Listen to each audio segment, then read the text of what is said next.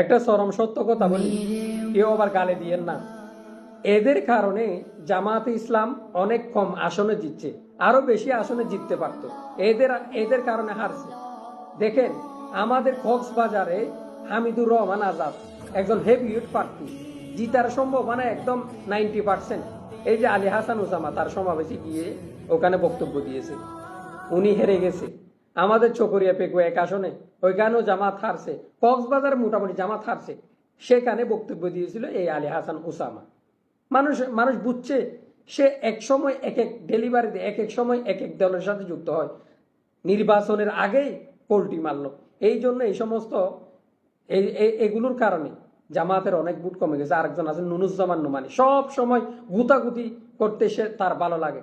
আবার সরমনাইওয়ালারা কম জিতছে এই যে হাবিবুর রহমান মিসবার কারণে। অনেকে আমাকে সরমনার ভাই, আমাদের ভাইরা অনেকে গালি দেবে। এই যে হাবিবুর রহমান মিসবা 143টা আসলে এ গ্রেড বলে বলে এই যে এই বাটুয়ারে এই সমস্ত কাজ করছে, অথচ নির্বাচনের দিন তার কোনো পোস্টই দেখতেছি না। সব এই সমস্ত দলের কিছু, প্রত্যেক দলে এই সমস্ত কিছু মানুষ থাকে, এদের কারণে দল হারে। আমি বলবো এই সমস্ত যেগুলো বেশি মাতামাতি করে, লেখালেখি করে, না বুঝছে লাফালাফি করে, এদেরকে ছাঁটাই করবেন। দলগুলো সুন্দর থাকবে, একতাবদ্ধ থাকবে, ইউনিটি থাকবে। আল্লাহ সকলকে বোঝার তৌফিক দান করুক।